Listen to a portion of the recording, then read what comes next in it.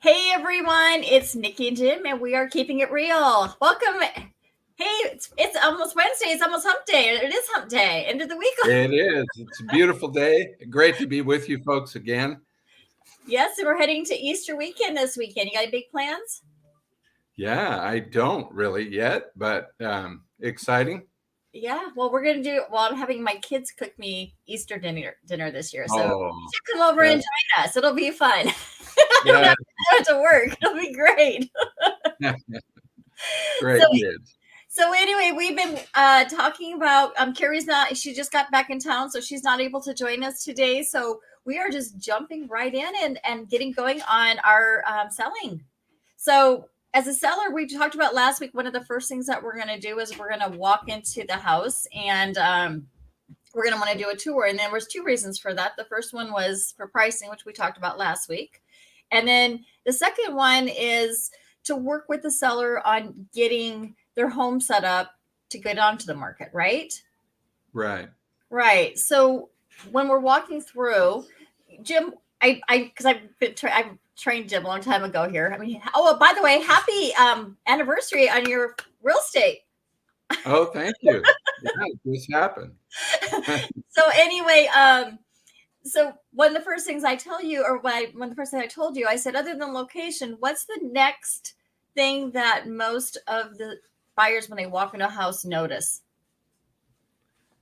Cleanliness would be one, and smell would be another, and then just the general condition of the house. And I think that's really important. It's really interesting. I owned a company for a long time, and I counted up. I was in about 35,000 homes. And one of the things, and I know it's a delicate subject, but a lot of people don't notice some things in their own homes. Smell is one where you kind of get used to it, and yet it's a delicate subject. And But that's the one I was talking about the most, because I mean, I've had people they'll walk into the door and they'll say, "Oh my God, I can smell," and it could be, I mean, not as much cigarette smoke as in the past, but it could be somebody who smoked that the smells. I mean, it's into the walls and it's into the carpet. It could be pet smells. It could be like a mold or a mildew kind of smell. Those are all like big like things that most people will like. Whoa, I can't do this house because of a smell. I mean, it's one of the biggest ways that turns people off. I don't think a lot of people realize that, but it really is. And or else too much incense or like candles and stuff. Sometimes people will overcompensate and they'll do too many candles or something, or too many incense, and it's like, whoa. So cleanliness, I think that one even takes the trump over cleanliness. And because the fact that I think a lot of people realize, you know what, the person just didn't like clean it really good and I can go and clean it better. But smells are harder because you can't get them out as easy. yeah, So very, very important. I've done a lot of open houses this year, and just to listen to the people and their comments, you can just hear what they're talking about. Oh, there's a smell. I think even people with animals sometimes don't notice it because we love our animals so much. I do. I love our dogs, and cats and things like that. So we kind of get used to it. So it's interesting. I think as realtors, we want to be honest and not offend, but you have to be honest. we do. And you Yeah. know what? And I've got this cat who's got the stinky. It's gonna call my stinky cat because he's so stinky. And I always hear about that every time someone comes to my house, because I'm like, oh my gosh, this cat is just too much. Um, so, but you do, and it's like you don't want to offend somebody because I love my cat. It's stinky as Sure. but Exactly. you have to be honest, because you're not looking at it from the seller's perspective, you're looking at it from the buyer's perspective. And that's what we're Yeah. talking about today. Sellers, this is how you're going to pay attention to what we're going to talk about today, getting your house ready, and what you can do to kind of do that. So I was reading about the smells and stuff. And one of the things, a lot of people have like throw rugs, especially if you have hardwood floors and stuff. I mean, I know I've got hardwood floors and I've got some throw rugs laying down and stuff. And it's kind of like the vacuum cleaner. If you use it too much or you use it like a couple of years, and all of a sudden it's got like this dog smell, it stinks really bad. It just picks Yeah. up a lot of that smell. And so do the carpets and Yeah. stuff. And so, getting them shampooed and, putting some deodorizer down on the carpets, sometimes that will help and get rid of it. Getting rid of the throw rugs and putting something new and fresh in there just to kind of help get rid of that. Those can be, little, like not big expenses, but they can actually help really reduce the smell, right? Yeah, exactly. One of the things that I used to do, not to bring up the old company, but we also did upholstery cleaning. But so there was tons of chemicals and there were things that people could use. I would highly recommend just a professional carpet cleaning because they also Yeah, don't do it some yourself. Don't do it yourself. It doesn't, I mean, that doesn't help as much. exactly They're just not as exactly commercial grade. the professionals have the chemicals and they know the chemicals of how to deal with certain things. So highly recommend like a professional cleaner to clean the carpets or rugs if you want to keep the rugs there. Yeah. I mean, if you have, I guess, a really high dollar end one, you might try to clean it, but even then it might still be worth rolling it up and putting it into storage and just doing something else that's maybe less expensive, because you're gonna have people walking over it and you don't, I mean, you can tell them take off their shoes, but you know, they're supposed to, but Yeah. you never know. Okay. So smells. So another thing that they can do, Jim, then is to help reduce the smells too. I mean, it might be from cooking, it might be from whatever. What else? What's another good thing that they can do? Again, it's not super expensive, but it will really make an impact. Well, there's a couple things. One, I would say I was just reading a couple articles, and one said that probably the highest ROI or return on investment was painting. Absolutely. And so I think, and that could go just from touching up, or it could be that you might love your pink room, or you might love your bright red room, or whatever. But going neutral is probably the best.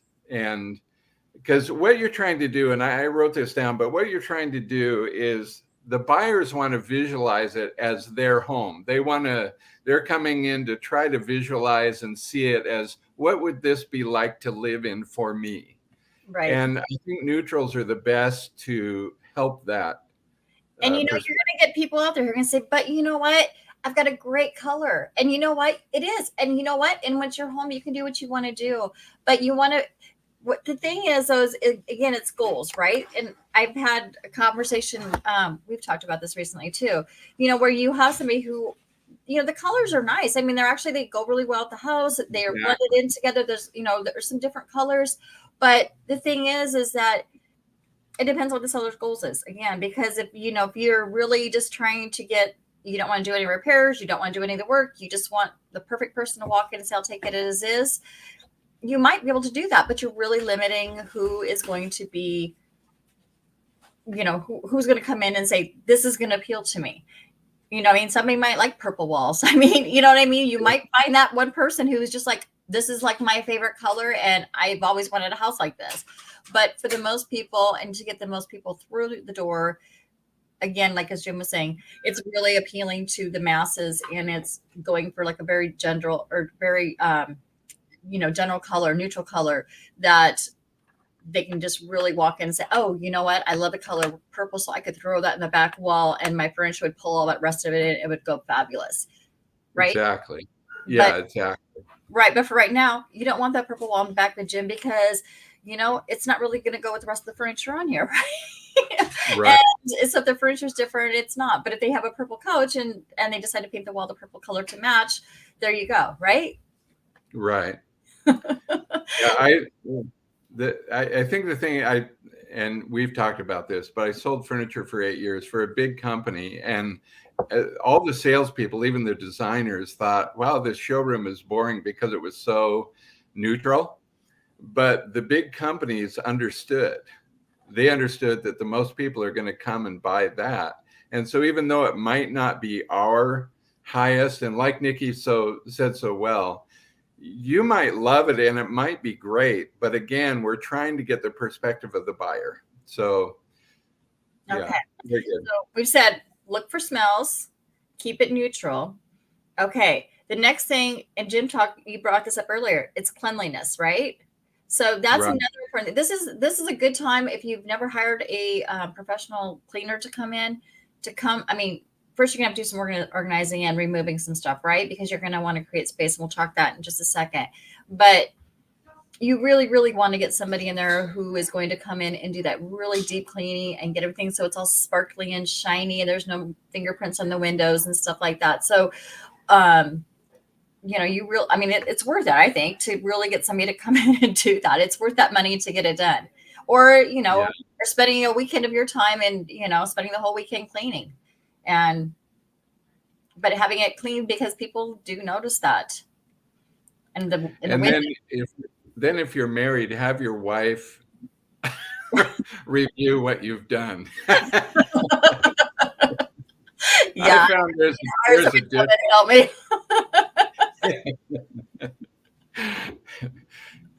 So yeah, so make sure it's clean, and then windows too. I mean, I know, lighting, and we'll get into that in just a second as well too, but lighting and getting in the most light. And if you've got, a film on your window or it's not clean and it's, the sun's, kind of showing up all the spots, you want as much light and brightness in there as you can. So you want to open the windows to draw that light in, the natural light especially. And so making sure your windows are clean because people notice. And cleaning windows on the outside especially are no fun because there's usually spiders out there. That's why my kids do that. Yeah. Boy, that does make a difference, though, especially with a view, and especially if the day you're showing it and the sun's shining and all of a sudden you look at the windows and it's like, oh, no. And Right. It just adds so much, especially to the view or even to the backyard or whatever. I totally agree. Yeah. So definitely getting those windows clean. So getting your house clean, getting your windows clean. Okay. The next thing is, let's talk about space a little bit because, I'm looking at the pictures in the back in our backgrounds and, your space looks really open. I mean, I really just want to kind of come in and sit down on the couch with a glass of, a cup of coffee. And I'm imagining there's probably some windows to that way. Yeah. That way. I'm imagining you have windows that way where I have windows that way. So your windows are that way. Anyway, but I'm imagining those windows and what, maybe you're overlooking a territorial view or a water view or, even a farm or whatever. I mean, like, you've got your farm, like kind of like thinking like Yellowstone-ish or something because it's kind of got the cool rocks and, kind of ruggedish. But you just kind of want to sit down with a cup of coffee and, read a book or something and enjoy the view and just kind of sit there. I mean, I've walked into a couple places that have some really, it's like you've got a family. And so you've got some really big, like a big sectional couch, right? And they're big. They're great for families because I've got one in my downstairs and it's great because you all put your feet up and, snuggle up and watch a movie. But when you're trying to show people houses, it's really important to have that space because, imagine it's not just you walking in to sit down on that couch. Like I just said, I've got a broker with me. I've got 2 clients with me. There's 3 to 4 people. Sometimes there's kids with us too. So, we're all trying to fit into that space. And if you're trying to dodge around furniture and doing that, what's going to happen, Jim? What's that feeling going to give you? Because we talk about it's going to seem like it's much smaller than it really is. Yes. And it's going to look smaller even as you walk in the room. So to minimize, so important. I think somewhere you can correct me, Nikki, but I don't know if it was the average, but it was said that on a lot of houses, you should take about 50% out of what's in there. And there's some other tricks too. We're going to have a stager next week, but maybe you can speak to that too. Yeah.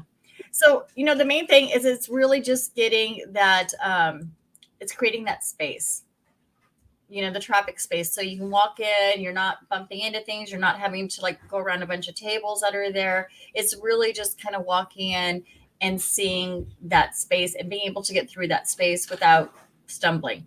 And then the other thing too was when you're getting ready to, get your house ready, there's parts of your home that make your house your home. I mean, like for instance, like Jim, if I'm looking in the back of my picture here, I'm imagining walking probably, again, my door is probably that way. My front door is probably right. I'm walking into this kitchen, great room. I got a great room over here to my, oh, look at that. I did that way.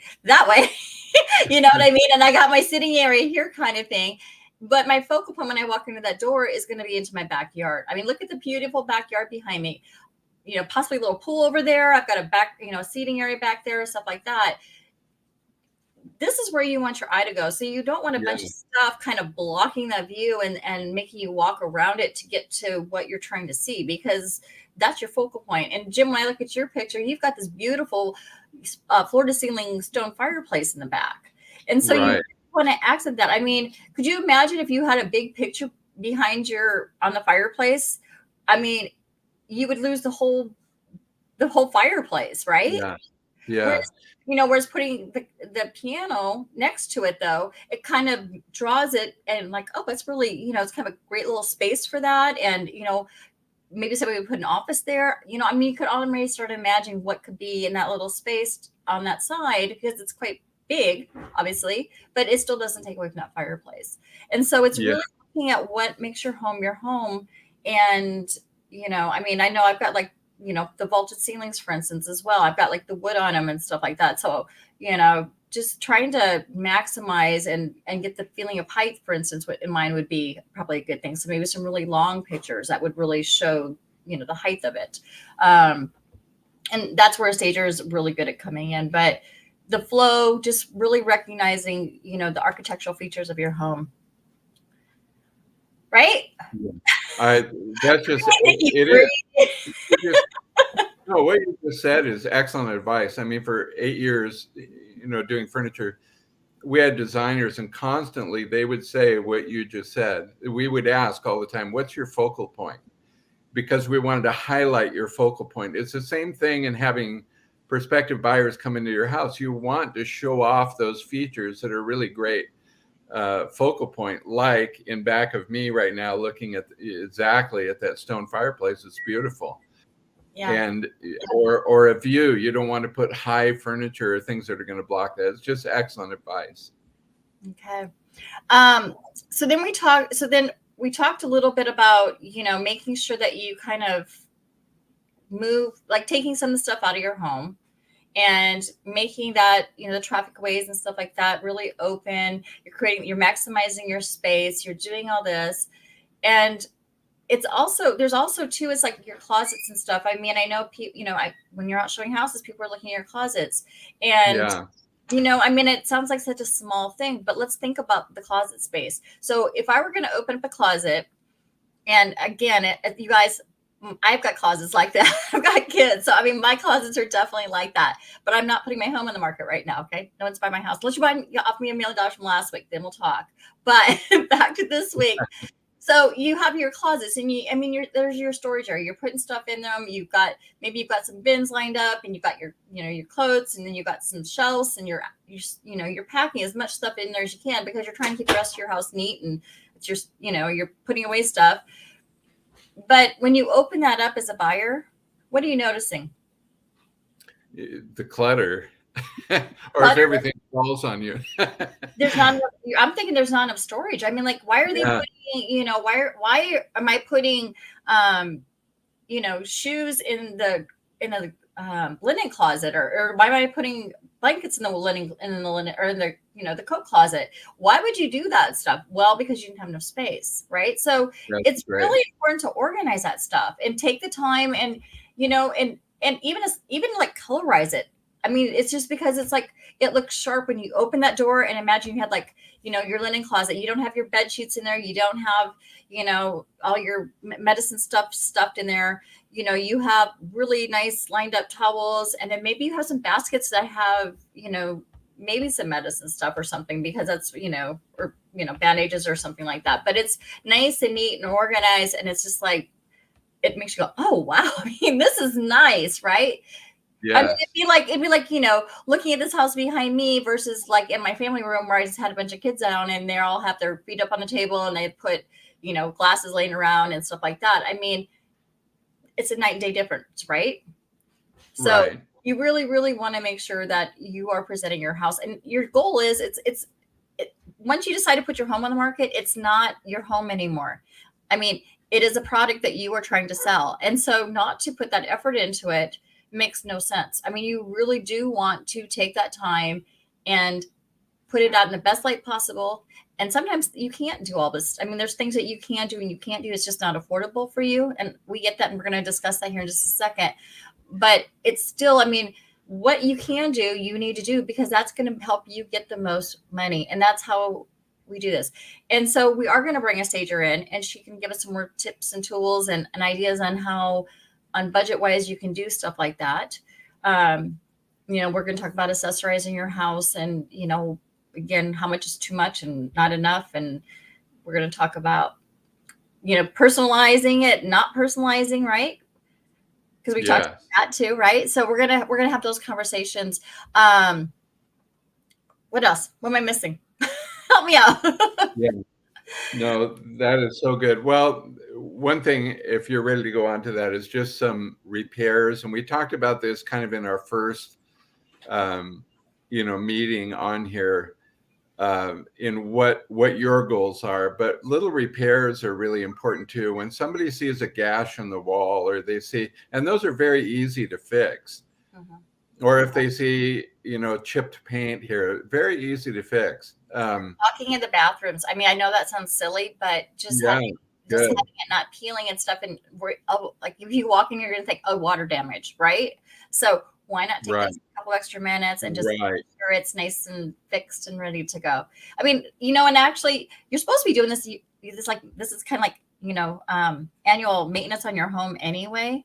So I know we all get bad, and it's like things get in the way of doing stuff, but there's like checklists out there that you can do it for your annual maintenance, and it really does make a difference. It really does. So Jim, okay, so let's do a little bit here. So let's say that my house is in okay condition. I could use some stuff for sure. I mean, I could, we were talking about repairs and stuff. I mean, I need to go through and make sure my the smoke alarms and the carbon monoxide are going to be the two big things that you want to make sure, because those are going to get called appraisal, home inspections, everything else. So there's some like small maintenance items that I'm definitely going to have to make sure my hot water heater has an earthquake strap around it. I want to make sure that stuff's done. And you want to do that usually right away. I mean, just get it in, and then it's not something you have to deal with. There's other things though too. I mean, like for instance, like I have a bathroom that I would love to update, right? Is that going to be worth it? Or a kitchen? I mean, maybe I haven't done anything with my kitchen for a long time. I need to update it. So when would it make sense, and when does it not? Yeah, I think, well, I think we're going to have somebody that's going to talk about that in depth. Where do you get the most bang for your buck in terms of, for how much money I put into it, how much money am I going to get out? Kitchens are well known for that. Bathrooms are well known for that in terms of being the best return on investment. And earlier, as I mentioned, just paint, I think, can totally change a house. But okay, Jim, I'm already totally overwhelmed. I got to say it. Okay. And I'm probably saying to almost every seller out there. Okay. So I have to go in and clean my house. I have to organize my house. I have to rearrange my house. I have to, fix everything. Oh my God. I am so overwhelmed. Do we all have to do all of this? I mean, can we work around? Can we do parts of it? And do we do some? Yeah. I mean, because I get asked that question a lot, and it's like, you know what? I look at each seller individually, and I'm going to go ahead and answer myself here if that's okay. But I look at each seller as an individual, and we sit down, like we talked about at the very beginning. What are your goals? I mean, like, do you have the time you want to do this? Do you not want to do this? I mean, if you're looking at putting your home on the market in a couple of months, yeah, sure, I'm happy to sit down and talk to you and kind of get you going on that and stuff like that. But it might not be what's in the cards for you. I mean, you might have to move in a month, and so we're kind of focusing on those things today, right? And we'll get some more people in here to talk more about some other stuff you can do. But just those small things, like just doing the small repairs, touching up, just kind of keeping it, getting the main things like I said, the smoke detectors, the carbon monoxides, the hot water heater, make sure you don't peeling paints. Why is it important for peeling paint? I think we talked about this last week too.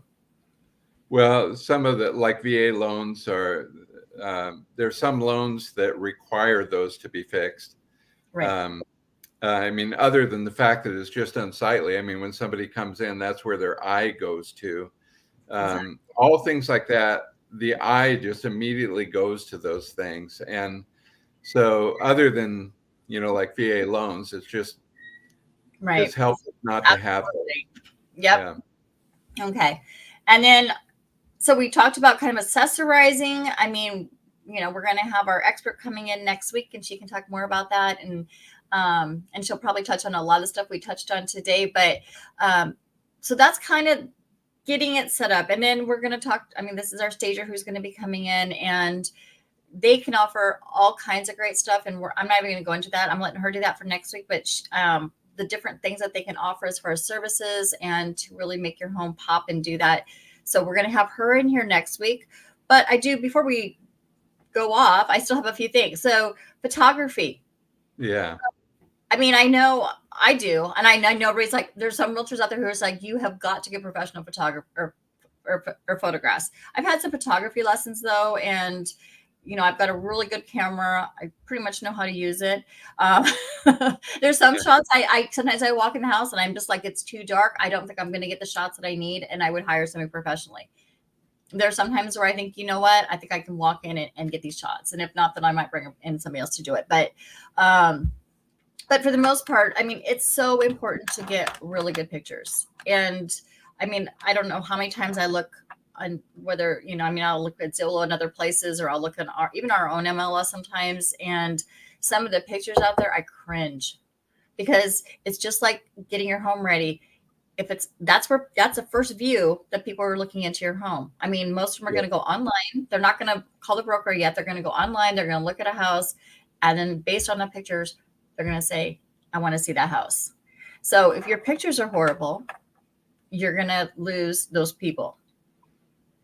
Yeah. And the only kind of exception I could see to that is if you had, let's say, a kind of a fixer house, right? Where the whole goal is like, you don't want it to look that great. I mean, you want it to look nice. Don't get me wrong. You still want it to be up to a certain standard because you want people to know that it's safe and, depending on what you can do with it.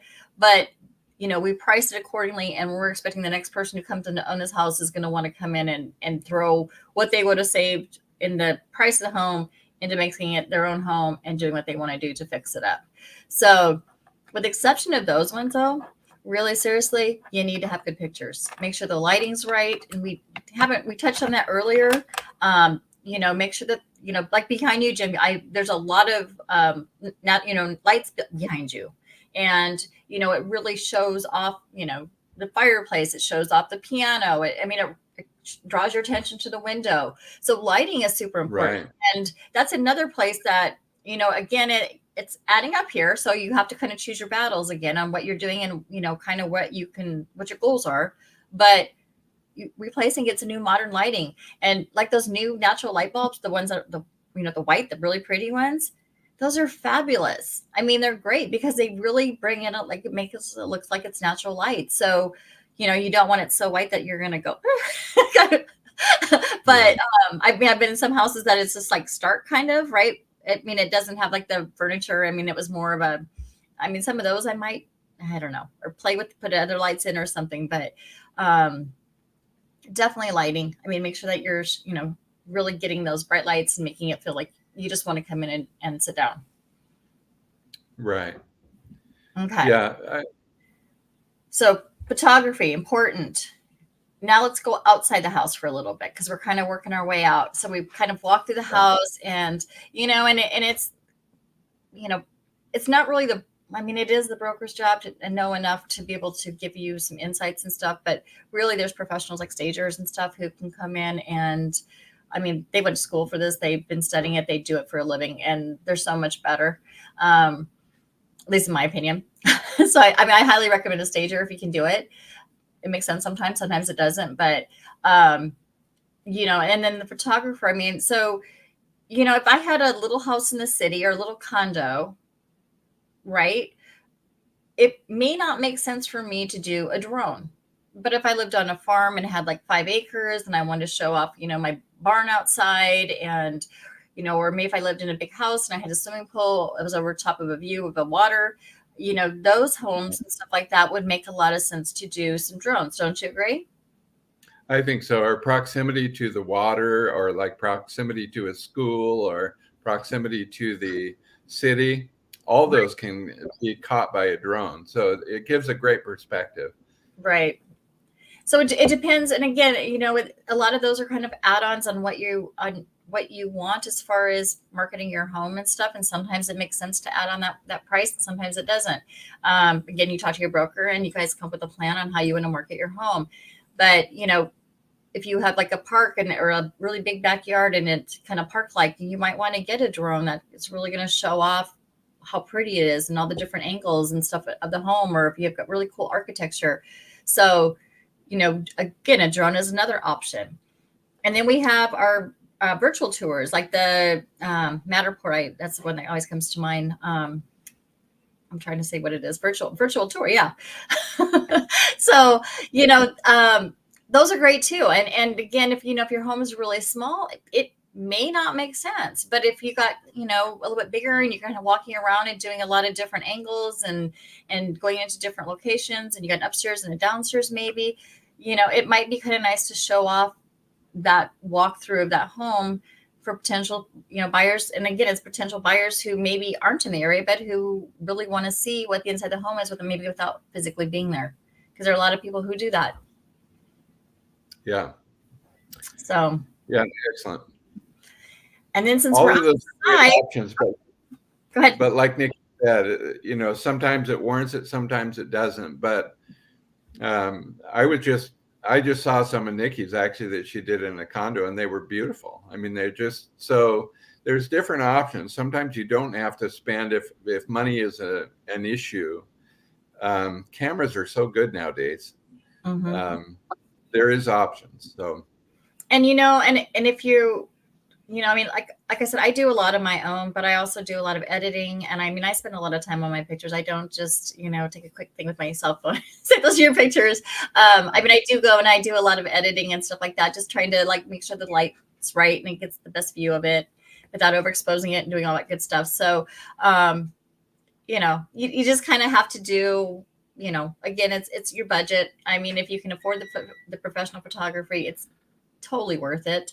If you're trying to save money and your financial goals are like, I really need to watch every set I'm going to get from the sale, you might not want to do that. And I with my buyers or my sellers specifically, I really try to give them choices and, see what we can do.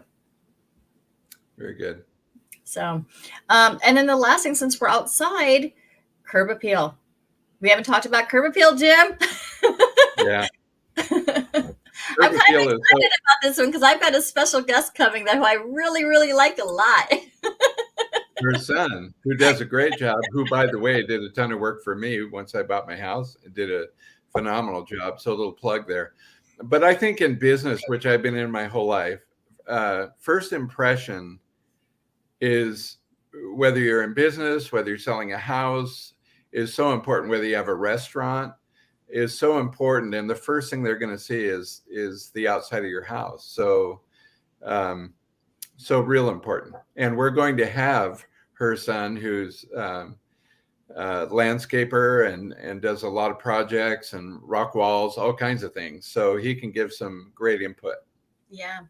About how he would, envision stuff. Because I do that with him. I even call him up and saying, hey, I need you come over, look at this. I'm thinking about this. Do you think it'll work? And he usually can give me some good ideas. So, yeah.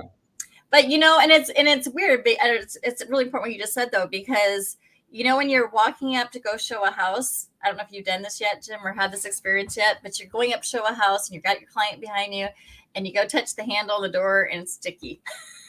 They have kids and it's like. Then you open it for them.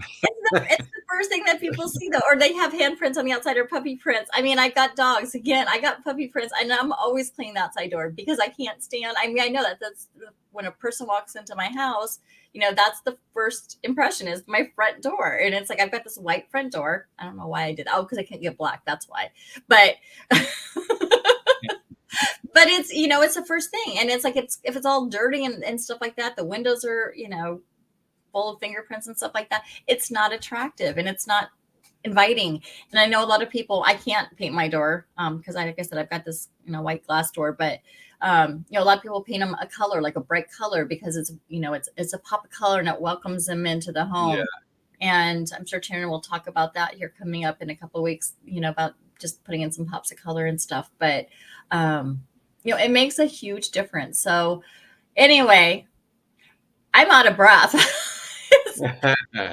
No, that's very good. I know we've covered a lot of things, and I hope we haven't overwhelmed you. But the other thing I think is when you do have a realtor, that we're in homes all the time, and we could help individually too. I mean, we're going to have a stager that's going to come on next week, but there's a lot of handholding that goes on, a lot of conversations that can go on looking at your specific home and some ideas and how to save money if you need to do that, or how to really make your house pop.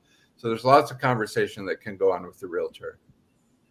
And sometimes spending that money is helping you make money, right? Because you can't Yes, make money if you don't exactly. spend it, right? That's the saying goes, right? Exactly. So Yeah. there's that part of it. Business. It really, again, and you have to look at each seller individually and see what makes sense for them. And I think that's the most important thing. You just have somebody who's listening to you. I mean, I know that there's some brokers out there who is like, nope, every person I get does this, this, this, and this, and this. And I'm just like, I don't know how they would do that. I mean, I get it, but, I like to be able to work with my clients. Exactly. And so I do Exactly. different. So Yeah. anyway, Very good. so a couple other things too, when you start working and getting your house on the market, and I'm going to jump into this, Jim. This is actually on our list too, but I don't think I told you about it earlier. Sorry. Yeah. So the broker's also going to put a lockbox on your, Oh, good. door. And that is really important. And it's just because we're getting your house set up for the market here. So this is kind of part of that we really didn't talk about, that I meant to talk to you about before we jumped onto it. But the lockbox has really two important reasons. The first one is the seller safety, because all brokers have to be fingerprinted and go through the Department of Licensing here. And so the people that are coming into your home are going to be fingerprinted and stuff like that. So it tracks who's walking into your house. So it's for your protection. The other thing that it does is it again tracks who's coming into your house, and so that way hopefully you can get some feedback. Not all brokers do it. They're supposed to do it, but again, it's the goal is to get the feedback. So so as you came, like for instance, like let's say that I know I'm used to dogs, so sometimes I don't pick up on a dog smell. But if I keep getting a client who's like, getting a seller and we keep getting feedback that says, I can smell dogs, I can smell dogs, I can smell dogs, then we need to come up with a second idea on how we're going to get rid of the smell to make it better. You know what I mean? So it really serves two important purposes. And that first one is the safety of our sellers. So it helps protect them. And you should never let in anyone in your house who says they're a broker unless they go through the key box. So if they hand you a business card, it's not enough. They need to go through the key box, especially here with the MLS. And I'm guessing all the rest of them do it too. I don't know what the rest of the world does, but I know here, at least in our local thing, you have to go through the key box. Yeah. Okay. Good. Okay. Perfect. And then we talked a little bit too about just kind of like getting your house ready at the last minute to do showings. Maybe we'll hold that off until next week, so that way we can get our stagers advice too on some of those topics, because I bet she'd be good at those. Okay. Yeah. All right. So anyway, I think we covered safety. And we talked about getting your house ready. So anyway, that's all I have for you today. Jim, how are you doing? Anything else? I think we've given quite a bit, but that was fun. So I hope you guys all enjoyed it. Make sure you hit that like, subscribe, or follow button, because we'd love to make sure we share more tips with you guys. And thank you so much for joining us, and have a great rest of your week. Yeah. Thank you.